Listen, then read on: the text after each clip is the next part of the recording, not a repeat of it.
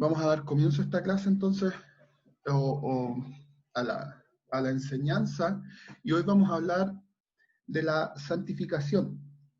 Recuerden que la clase anterior estuvimos hablando de la espiritualidad y como conclusión de la clase anterior dijimos que nuestra práctica de las disciplinas espirituales debe estar centrada en Dios, centrada en Cristo y centrada en el Evangelio. Acuérdense que hablamos de la espiritualidad y tratamos de dar algunas definiciones de qué es lo que estamos diciendo cuando hablamos de espiritualidad a la luz de la Biblia, viendo que todo esto, la fuente primaria es la Biblia. Hoy vamos a hablar acerca de la santificación. Acuérdense que lo estamos viendo esto como, digamos, como una introducción a lo que vamos a hablar en este curso de las disciplinas espirituales. Estamos definiendo espiritualidad y qué tiene que ver la santificación en todo esto, en esta serie que hemos definido serie Crecer, en esta serie de enseñanzas. Entonces, lo primero que nos va a interesar siempre es saber qué dice la Biblia. Y hoy vamos a ver cuál es el enfoque bíblico de la santificación, para entender mejor cómo las disciplinas espirituales se relacionan con nuestra santificación. Examinaremos primero lo que la Biblia enseña acerca de la santificación. La palabra santificación significa poner aparte, ¿cierto? Apartar, hacer santo, y para efectos de esto lo vamos a considerar como hacer santo o como crecer en santidad. Ya, entonces vamos a ver algunas cosas que la Biblia nos dicen respecto de la santidad, y vamos a estudiar un poco, porque nosotros siempre tenemos cierta, digamos, cierta lejanía con este concepto de la santidad, o no sé si lejanía, pero de repente como cierto temor. Cuando escuchamos cosas que están en la Biblia, que efectivamente están en la Biblia, como por ejemplo, que sin santidad nadie verá a Dios, nosotros decimos, chuta, entonces esto es algo complicado. Vamos a ver entonces qué dice la Biblia al respecto. Y lo primero que vamos a ver es que la santificación tiene un comienzo definitivo, un comienzo definido en la conversión. Y esto es lo que los teólogos llaman la santificación definitiva. Lo vamos a ver en la Biblia en muchos pasajes que implican que los creyentes hemos sido santificados de una vez y por todas. ¿Ya? Y implica que el acto de santificación es algo que ya fue hecho. Implica una ruptura definitiva con el poder gobernante del pecado y el amor del pecado y el amor al pecado. El creyente ya no está gobernado o dominado por el pecado y no ama pecar. Entonces, ¿qué es lo que estamos diciendo? Antes, en nuestra vida, antes de Cristo, nosotros y vemos la vida del mundo que se deleita en el pecado, que ellos pecan y no se les da nada, ¿ya? Entonces, lo que estamos diciendo acá es que eso, el efecto de dominio del pecado sobre nosotros ha sido roto. Ya no está gobernado o dominado por el pecado y ya no ama pecar. Lo que hay es una reorientación de nuestros deseos para que ya no tengamos un amor dominante por el pecado en nuestras vidas. Ya, esta es la razón por la cual los cristianos, todos los cristianos, no solo un grupo de élite de los creyentes, somos comúnmente descritos como santos en el Nuevo Testamento. Y eso es lo que vemos en el texto, eso es lo que vemos en 1 Corintios 1, 1 Corintios 1:2 dice, a la iglesia de Dios que está en Corinto, a los santificados en Cristo Jesús, llamados a ser santos, con todos los que en cualquier lugar invocan el nombre de nuestro Señor Jesucristo, Señor de ellos y nuestro. Entonces, lo que nos dice acá es que la santidad no es para un grupo especial, sino que somos todos, sin excepción, todos los que son parte de la iglesia de Dios, como dice en este texto, los que son parte de la iglesia de Dios han sido santificados en Cristo Jesús. Y como han sido santificados en Cristo Jesús, son llamados a ser santos, con todos los que en cualquier lugar invocan el nombre de nuestro Señor Jesucristo, Señor de ellos y nuestro. O sea, acá nos está hablando de toda la comunidad de los cristianos, para los cuales es este llamado de santidad. Por eso les digo, no es que solamente el pastor tenga que ser santo, no es que solamente el obispo tenga que ser santo, que solamente, como dice la Iglesia Católica, que hay un grupo de santos. No, lo que nos dice la palabra del Señor es que todos debemos ser santos. Si estamos en Cristo, en otras palabras, pertenecemos al reino del santo. Somos santificados de manera definitiva en relación con Dios. Y entonces es un acto que ya está hecho. Pero, y acá es donde viene una de las partes, digamos, que puede ser un poco más decidoras para nosotros, es algo que crece a lo largo de nuestra vida. Y este segundo sentido de la santificación es comúnmente entendido como el crecimiento progresivo o como la santificación progresiva en la piedad de la vida cristiana. Entendido de esta manera, entonces, la santificación es un proceso. Gran parte del Nuevo Testamento contiene instrucciones a los creyentes de varias iglesias de cómo deberían crecer en la semejanza con Cristo. Y esto lo vemos regado por todas las cartas de Pablo, ¿cierto? Donde en todas ellas, básicamente a lo que nos está llamando es al crecimiento en nuestra relación. Nos dice, antes eran esto, ahora tienen que ser esto otro. Ahora tienen que ir creciendo. Todas las exhortaciones morales en el Nuevo Testamento exhortan a los creyentes en uno u otro aspecto de mayor santificación en sus vidas. Acuérdense que cuando estamos hablando de santificación, estamos hablando de poner aparte, o sea, de cómo lo que nos va a mandar el Nuevo Testamento entonces es cómo podemos ser mejor, cómo podemos mejorar esta condición de ser apartados.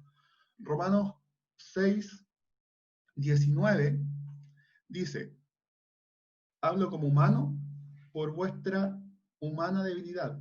Así que así como para iniquidad presentasteis vuestros miembros para servir a la inmundicia y a la iniquidad, así ahora para santificación presentad vuestros miembros para servir a la justicia. Entonces lo que nos está diciendo Pablo es que así como antes se presentaban, iban ustedes a servir a la inmundicia y a la iniquidad, así ahora para santificación, preséntense para servir a la justicia, o sea, para ir creciendo en santidad. Entonces, acuérdense que la Biblia, sobre todo Pablo en sus escritos, nos da esta idea de que salimos de la esclavitud del pecado y ahora nos hemos convertido en lo que domina nuestra voluntad. A eso nos referimos cuando usamos esta palabra fuerte de esclavitud, cuando Pablo dice siervo de Jesucristo. En realidad lo que él está diciendo es esclavo de Cristo. Y nos hemos convertido en esclavos, en siervos de la justicia. Debemos vivir en un camino santo. Como cristianos debemos crecer más y más en la santificación, tal como antes crecíamos más y más en el pecado. ¿Qué se refiere a esto? Que nosotros nunca dejamos de crecer, o estamos creciendo en un lado, estamos creciendo en otro. Entonces, cuando nosotros venimos a Cristo, lo que debiera pasar es que debiera haber un punto de inflexión en donde antes íbamos creciendo en el pecado y ahora no debiéramos quedarnos solamente como estábamos ahí, sino que lo que debiera pasar es que debiéramos comenzar a crecer ahora, pero en otra dirección, que es la dirección correcta que nos dispone el Señor. En Filipenses 3, 12, 15 dice: no que lo haya alcanzado ya, ni que ya sea perfecto, sino que prosigo por ver si logro hacer aquello para lo cual también fue asido por Cristo Jesús. Hermanos, yo mismo no pretendo haberlo ya alcanzado, pero una cosa hago, olvidando ciertamente lo que queda atrás y extendiéndome a lo que está adelante, prosigo a la meta, el premio del supremo llamamiento de Dios en Cristo Jesús. Así que todos los que somos perfectos, esto mismo sintamos, y si otra cosa sentís, esto también os lo revelará Dios.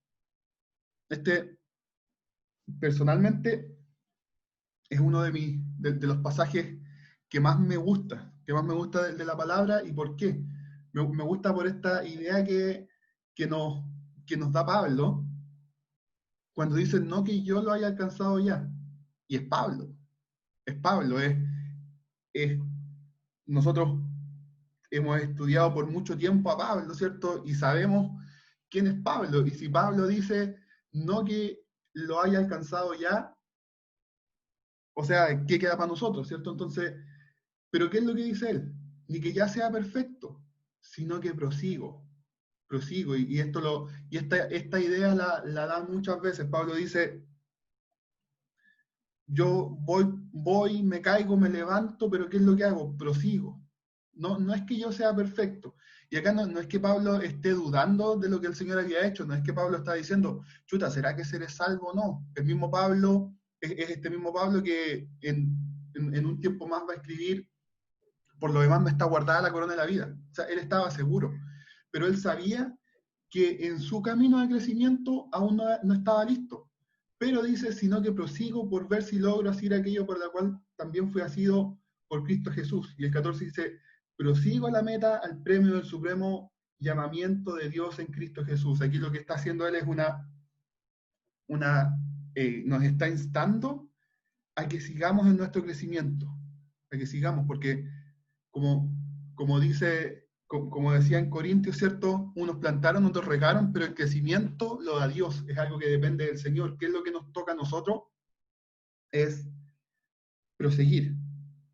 El autor de los Hebreos dice también a sus lectores que dejen toda la carga y el pecado que se aferra tan vehementemente y corran la carrera de la vida cristiana con perseverancia. Nos exhorta a esforzarnos por la santidad, sin la cual nadie verá a Dios. Entonces, tenemos que seguir en este camino, tenemos que entender que hoy día no somos lo suficientemente santos que quisiéramos, ¿cierto? Y, y aprender a vivir con esa presión, lo vamos a ver un poco más adelante, pero entender que es algo que crece a lo largo de nuestra vida. ¿Ya? Entonces Pablo dice, por eso dice en el 15, así que todos los que somos perfectos, esto mismo sintamos. Y él mismo está diciendo, ni que ya sea perfecto. ¿Por qué? Porque él, por decirlo de alguna forma, en el 12 está hablando de su condición de hoy día, ni que ya sea perfecto. Hoy no soy perfecto. Pero después dice en el 14, prosigo a la meta, el premio del supremo llamamiento de Dios en Cristo. Así que todos los que ¿somos perfectos en qué? En el supremo llamamiento de Dios en Cristo. O sea, va a llegar un momento, que lo vamos a ver un poco más adelante, va a llegar un momento donde va a existir esa perfección completa en nosotros. Pero aún no es.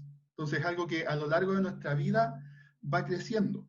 Entonces, ¿cuál es a lo que a lo que estamos instando acá es más bien o más que nada a este crecimiento, ¿cierto? A no quedarnos.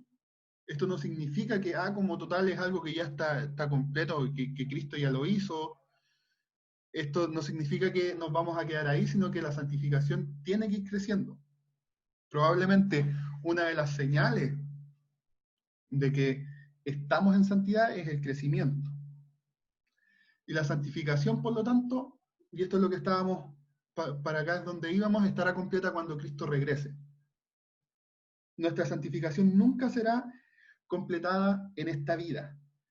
Cuando apreciamos que la santificación involucra a toda la persona, incluyendo a nuestros cuerpos físicos, entonces nos damos cuenta de que la santificación no será totalmente completada hasta que el Señor regrese y recibamos nuevos cuerpos de resurrección. Acuérdense cuando en la escuela dominical estudiábamos en 1 Corintios 15 de, los, de que íbamos a resucitar con cuerpos transformados. Esperamos la venida entonces de nuestro Señor Jesucristo desde el cielo. Cuando Él lo haga, transformará nuestro humilde cuerpo para que sea como su cuerpo glorioso. Esto es lo que dice 1 Juan 3:2. Amados, ahora somos hijos de Dios y aún no se ha manifestado lo que hemos de ser. O sea, todavía no estamos completos, por decirlo de alguna manera. Pero sabemos que cuando Él se manifieste seremos semejantes a Él porque le veremos tal como Él es. Entonces, la idea que nos está que nos está dando acá es que el objetivo último de la santificación es la semejanza con Cristo. Si estamos en Cristo, entonces Dios nos predestinó para ser conformados conforme a la imagen de su Hijo. Cuando nosotros podamos verle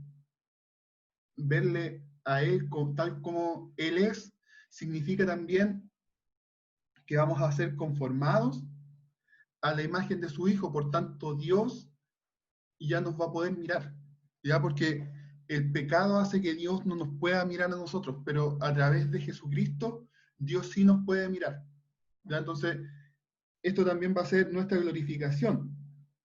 Como lo muestra Romanos 8, es el fin último que Dios ha puesto para su pueblo. Dios nos escogió en Cristo con la meta final de que seamos santos e irreprensibles ante Él cuando aparezcamos en su presencia.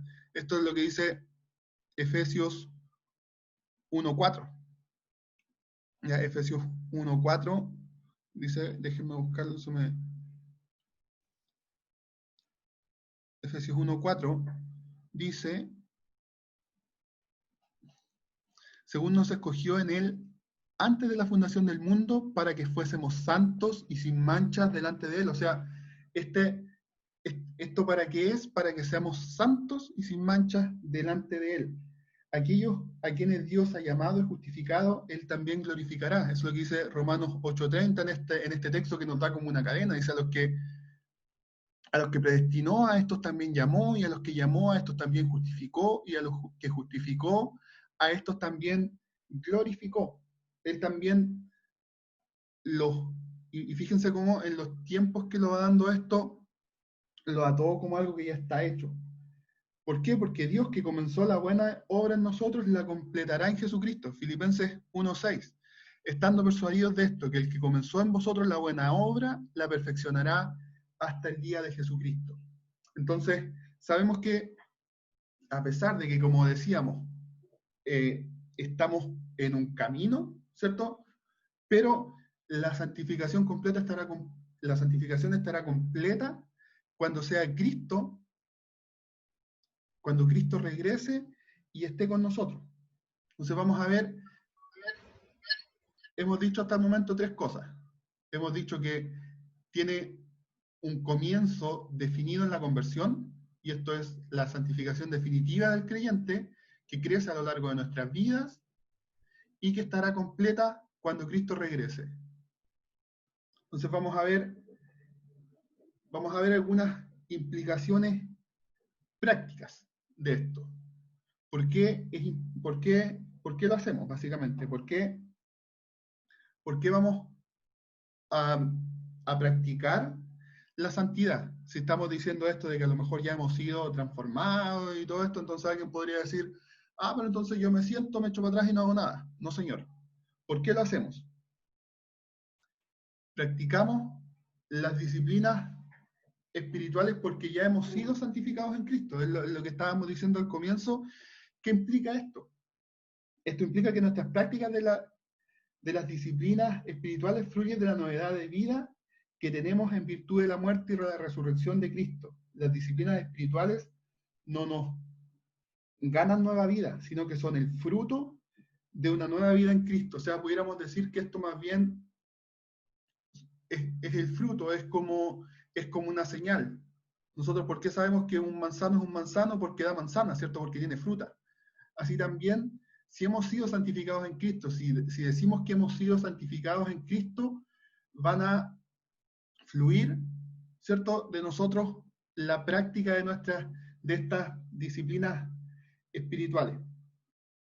Las exigencias éticas imperativas de las escrituras siempre fluyen de nuestro ser en Cristo, indicativo, o sea, el obedecer la voluntad de Dios fluye de nuestro ser por Cristo. O sea, es Cristo quien nos insta, quien en una actitud como indicativa nos insta a obedecer las cosas que son imperativas, o sea, que son ordenanzas en la palabra del Señor. ¿Y por qué? ¿Y por qué también? Porque el Espíritu Santo vive en nosotros. Estar en Cristo significa que el Espíritu Santo, que concede nueva vida, mora en nosotros. El Espíritu nos fortalece para que podamos vivir de una manera que sea agradable a Dios. Romanos 3:8 es una descripción de la vida en el Espíritu. Pablo afirma que todos los que están en Cristo caminan según el Espíritu y piensan cosas espirituales. Practicar las disciplinas espirituales es una parte de lo que significa caminar en el Espíritu. Veamos lo que dice entonces Romanos 8, 3 al 8.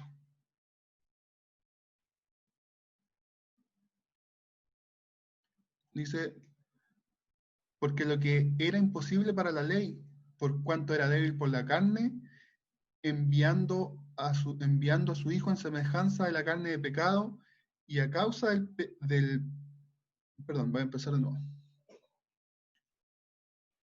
Veamos el capítulo completo. Dice entonces, porque lo que era imposible para la ley, por cuanto era débil por la carne, Dios, enviando a su Hijo en semejanza de carne de pecado, y a causa del pecado, condenó al pecado en la carne, para que la justicia de la ley se cumpliese en nosotros. No que andemos conforme a la carne, sino conforme al Espíritu, porque los que son de la carne piensan en las cosas de la carne, pero los que son del Espíritu en las cosas del Espíritu. Porque el ocuparse de la carne es muerte, pero el ocuparse del Espíritu es vida y paz. Por cuanto los designios de la carne son enemistad contra Dios, porque no se sujetan a la ley de Dios ni tampoco pueden. Y los que viven según la carne no pueden agradar a Dios. Entonces acá nos muestra esta dicotomía que hay entre lo que es de la carne y lo que es del Espíritu. ¿Por qué? Porque los designios de la carne no se sujetan a Dios ni aunque quieran. Ni aunque quieran, ¿por qué? Porque no pueden. Entonces, eso es lo que nos muestra que el Espíritu Santo finalmente es que nos ayuda a sujetar nuestras vidas a la voluntad de Dios. Practicamos las disciplinas espirituales también porque necesitamos crecer en la piedad.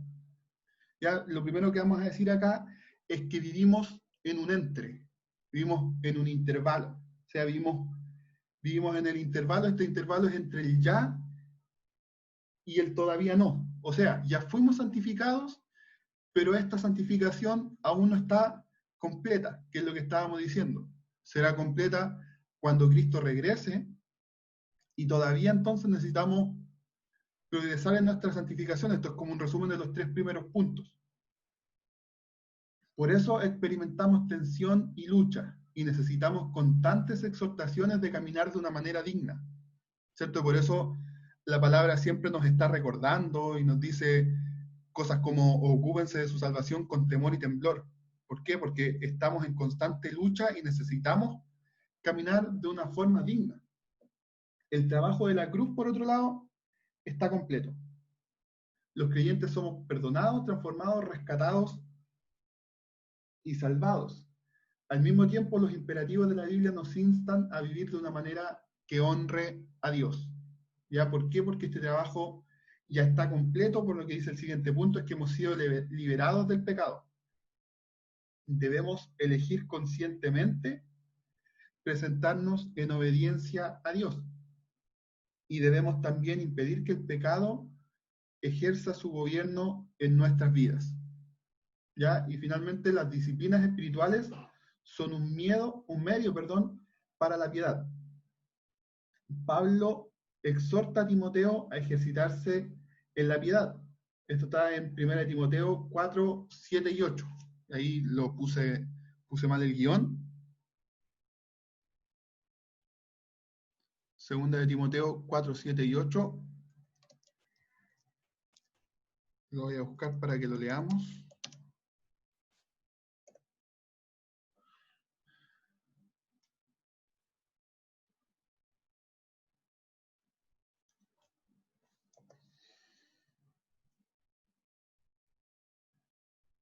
Dice, perdón, 1 Timoteo. Dice, desecha las fábulas profanas y de viejas, ejercítate en la piedad, porque el ejercicio corporal para poco es provechoso, pero la piedad para todo aprovecha, pues tiene promesa en la vida presente y de la venidera. Entonces, es un imperativo, es una recomendación que Pablo le hace a su discípulo Timoteo a ejercitarse en la piedad. y cómo nos ejercitamos en la piedad a través de todas las disciplinas espirituales que vamos a comenzar a ver desde la siguiente clase. ¿Ya? Por eso son importantes. Y también porque nuestra esperanza de gloria, porque nuestra esperanza de gloria en Cristo es cierta. Entonces, acá vamos a decir que cuando Cristo regrese, seremos semejantes a Él. Esto es lo que vimos en 1 de Juan 3:2, porque recibiremos cuerpos de resurrección nuevos y gloriosos. Entonces, cuando Cristo regrese, seremos semejantes a Él. Esta esperanza es la que debe motivarnos. Esta esperanza en la gloria debe motivarnos a perseguir la piedad y las prácticas de las disciplinas espirituales. Y aquí estamos viendo un tema que a lo mejor nosotros no lo pensamos mucho, pero tenemos que estar altamente persuadidos de que nuestra esperanza es cierta, de que perseveramos en la búsqueda de la santidad sabiendo que nuestro trabajo no es en vano en el Señor Jesucristo. ¿Ya? Entonces, sabemos que hay algo más.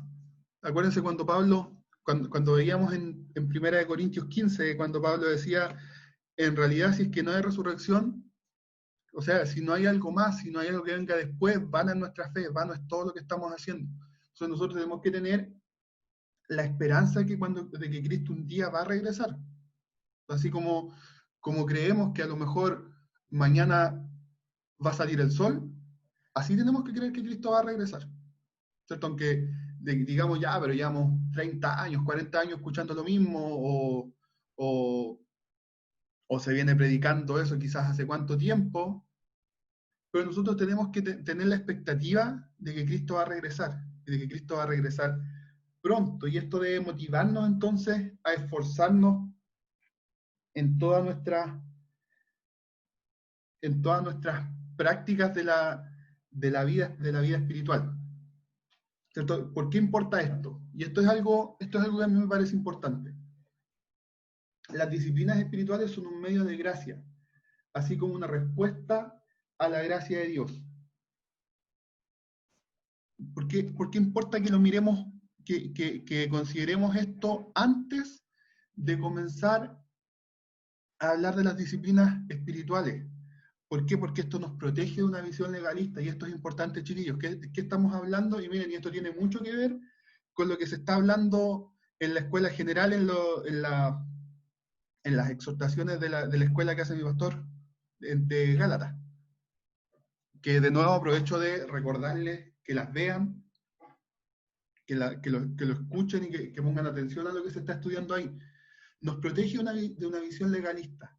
¿De qué estamos hablando cuando hablamos de legalismo? Estamos hablando de pensar que a través de lo que nosotros hacemos vamos a agradar a Dios. Ya vamos básicamente a comprar, por decirlo de alguna manera, o como lo decía alguien, vamos a sobornar a Dios. Nosotros vamos, ¿por qué? Porque vamos a empezar a hablar de leer la Biblia, vamos a empezar a hablar de oración, vamos a empezar a hablar de ayuno, vamos a empezar a hablar de mayordomía, de servicio, de confesión, ¿ya? Y todas esas cosas no nos van a hacer ganar la salvación. La salvación sabemos, y la palabra es categórica: por gracia sois salvos por medio de la fe, y esto no de vosotros, sino que es don de Dios. O sea, la salvación es un regalo completamente de Dios. La santificación, por otro lado, y aquí es donde nosotros tenemos yo diría que nuestra principal diferencia con los católicos. Los católicos piensan que la salvación es una sinergia entre Dios y el hombre. Dios pone su parte y el hombre pone su parte para lograr un fin que es la salvación. Nosotros creemos, por otro lado, que la salvación es un regalo completo de Dios. Pero la santificación sí es una sinergia, sí es algo en que Dios pone su parte, Él nos ayuda, el Espíritu Santo nos insta, pero nosotros también tenemos que hacer nuestra parte. Pero, como les digo, no como una forma, son un medio de gracia, así como una respuesta a la gracia de Dios. Entonces, ¿por qué hacemos todas estas cosas? No por lograr algo, sino como una respuesta a lo que Dios nos dio. Nosotros entendemos que Dios nos dio una salvación que nosotros no merecíamos, por tanto, nuestra respuesta va a ser ejercitarnos en el crecimiento de la piedad, como le decía Pablo a Timoteo. ¿Y cómo vamos a ejercitarnos en el crecimiento de la piedad? A través de estas disciplinas espirituales que vamos a estudiar. Entonces, por tanto, las disciplinas espirituales son una respuesta y no un medio.